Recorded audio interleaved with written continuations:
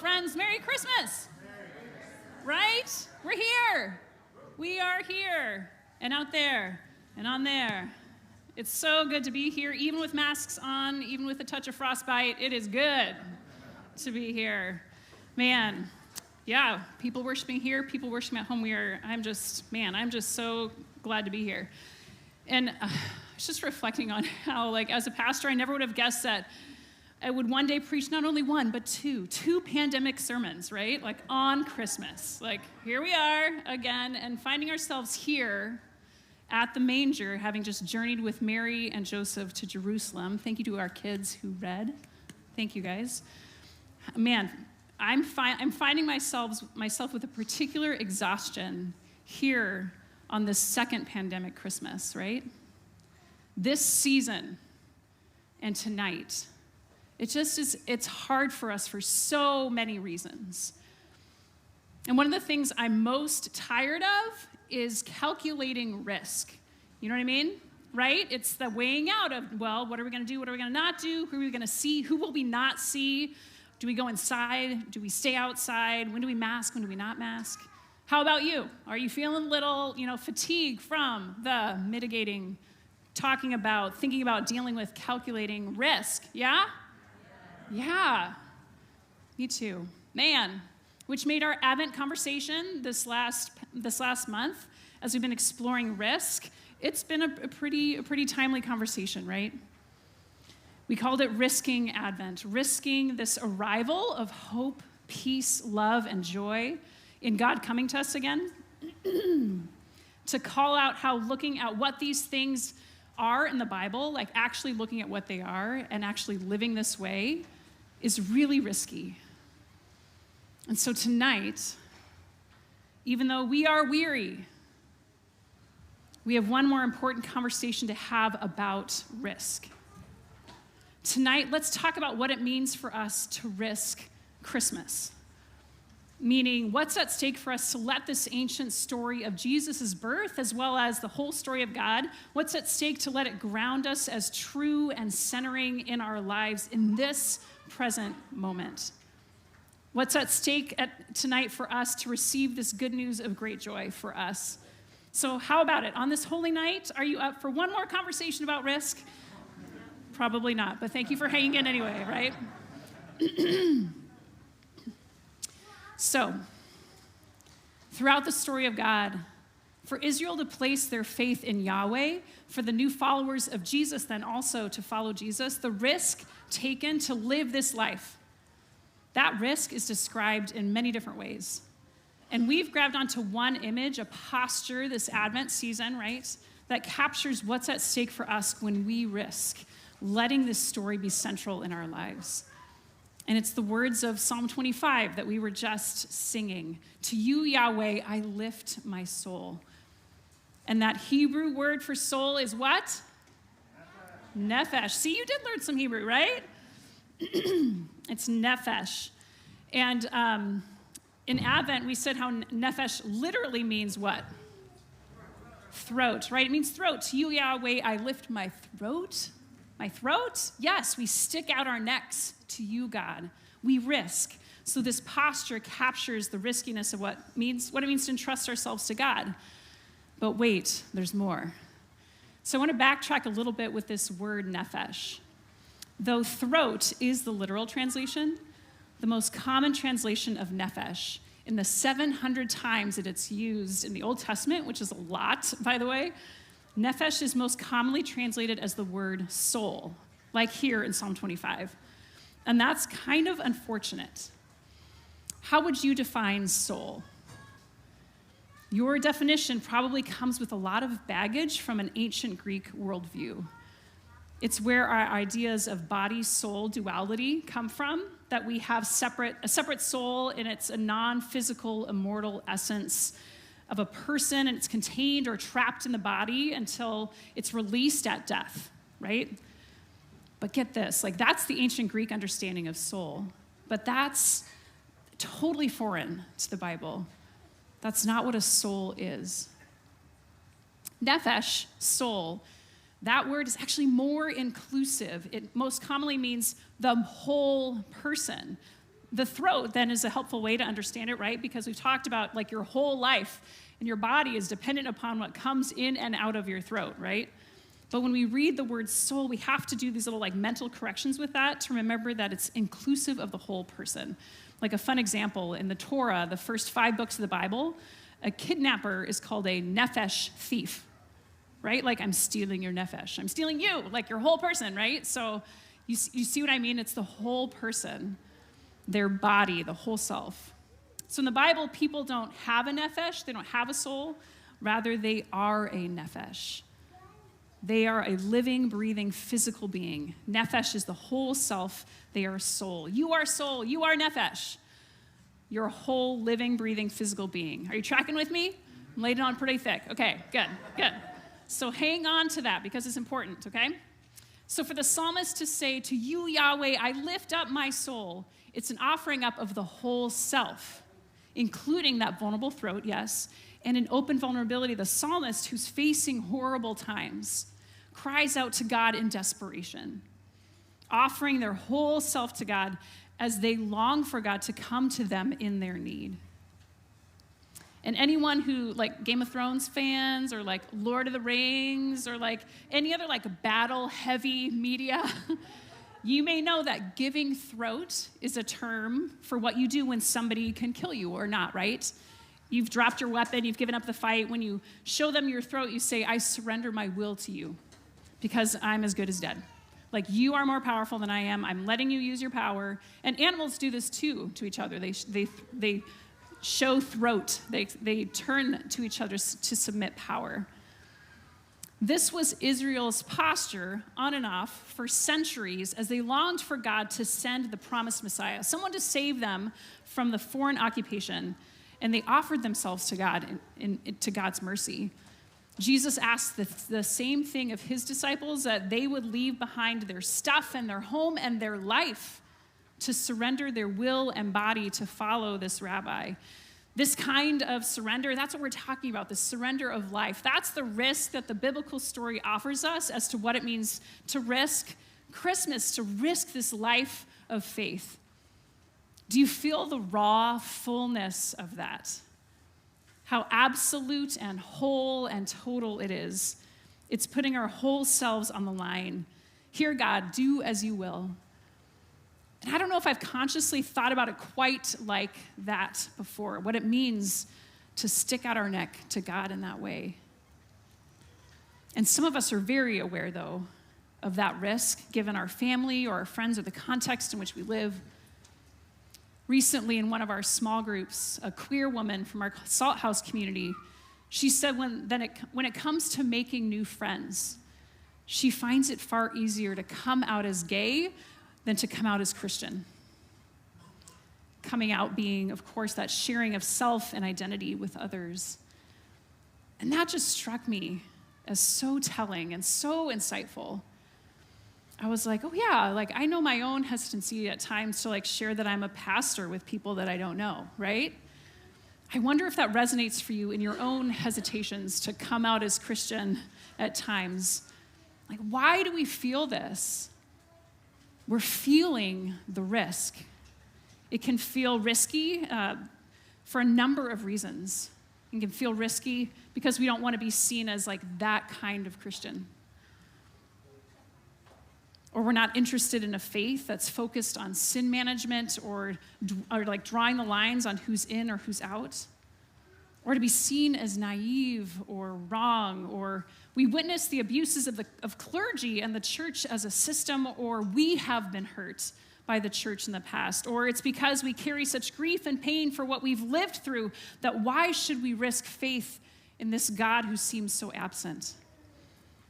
I just wonder what it is for you. In what way does offering like your nephesh to God, as you think about that, what feels risky for you? How have you felt your own hesitancies to come out as Christian in some way to live this life of faith? Because we've all got it.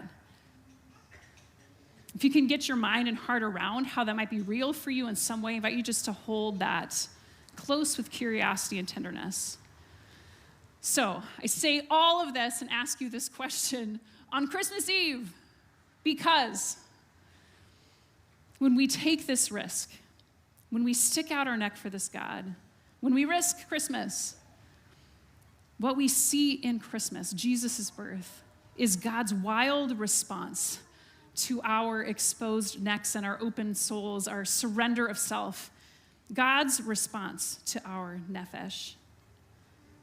And how does God respond? What does God's power look like? God does not respond with a battle cry, but with the soft cries of an infant in need of milk. God becomes totally vulnerable, totally poor, a little child.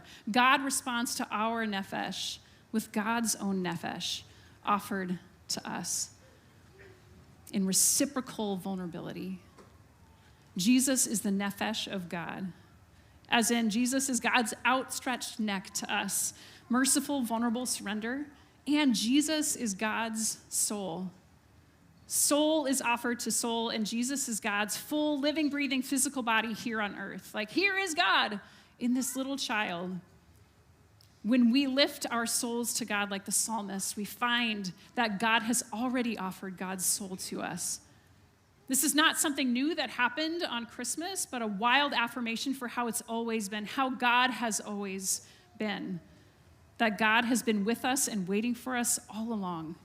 It's just that Christmas finally puts it in flesh and blood for us to know and see and behold so that we might never forget it.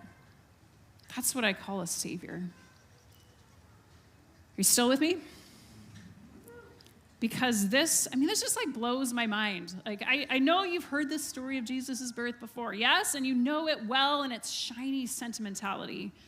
But I've never said it or heard it quite this way, that Jesus is the soul of God, offered to us in response to our souls, like surrendered and received in mutual love. Like, what? But my friends, I hope that you hear in this, that this God we know in Jesus is worth the risk. And we've said already, there's a lot at stake. It demands of us an unfiltered, imperfect surrender of self.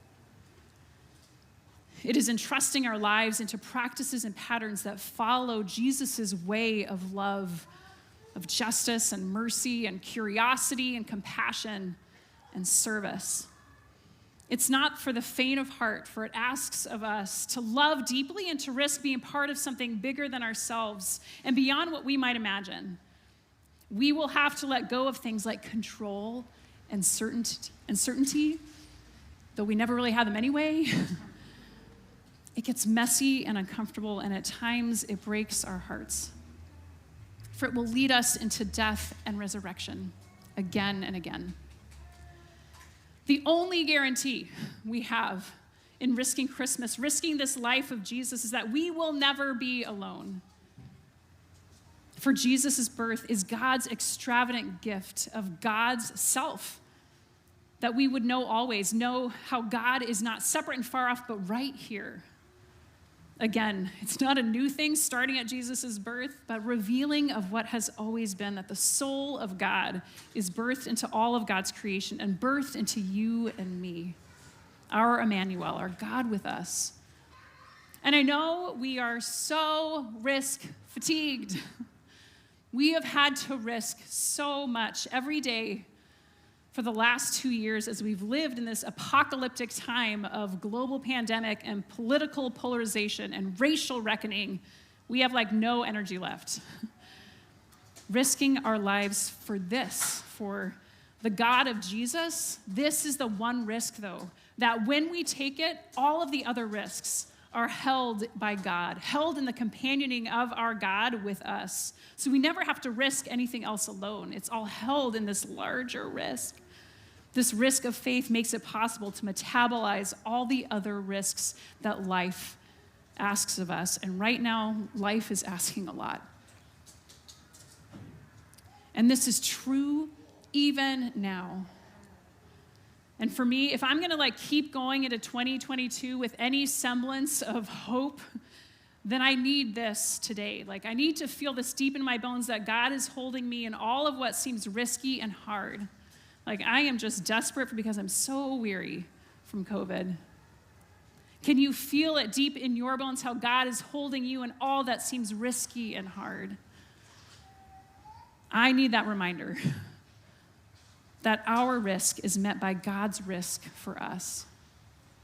And that the soul of God has been cooked into this whole thing the whole time. And then the extra good gift that keeps on giving beyond this moment on Christmas Eve 2021, we also receive the gift of each other. To be beloved community together, we don't have to risk alone, but we are held in community. We come back here again and again, bringing our pain and our questions and our this is goods, and we look back at this unfolding ancient story again and again to discover how the story of God speaks into this moment and is carried on in you and in me. So what will be your response on this holy night? Tonight is your invitation to once again risk Christmas, to let the fear in our hearts be soothed by the angel's words for us, be not afraid. To then let our eyes grow wide with wonder as we leave that vision of angels to find that our God is not a judging dictator or a jolly Santa making a list and checking it twice, figuring out who's naughty or nice. But we find again, we discover again tonight, both for the first time and the millionth time, that this humble, helpless baby has come to love us in ways that we're not ready to be loved.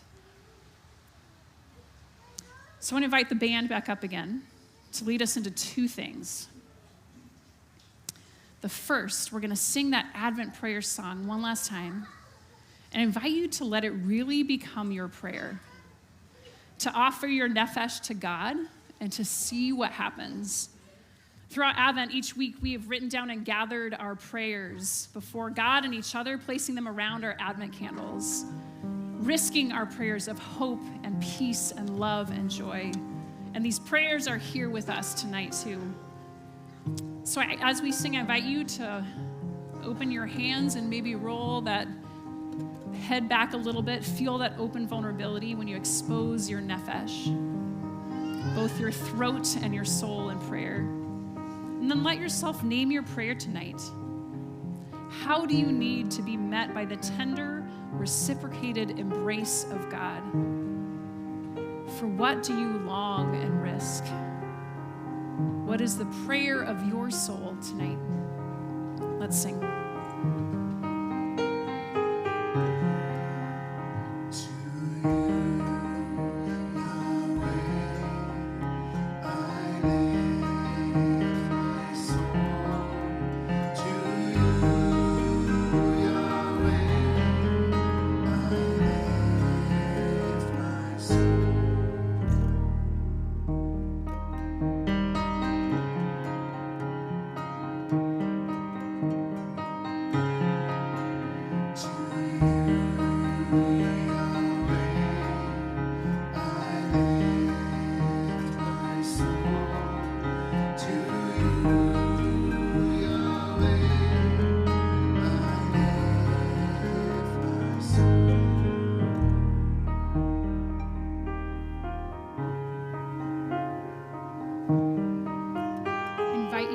To continue to hold your prayers both close to your heart and before God tonight. Continue to hold this question of what your soul longs for. Hold it tonight and into tomorrow as well.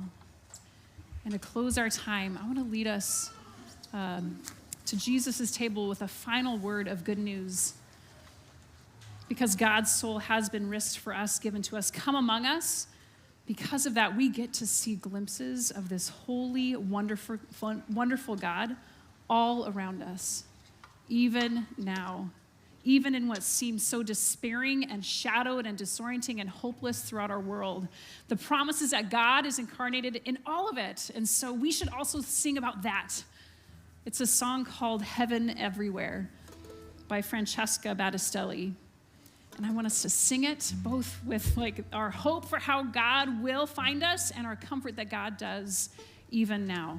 That in risking Christmas, we too receive good news of great joy everywhere. Amen? Amen. Let's sing. We're going to sing in a second. I got to tune this.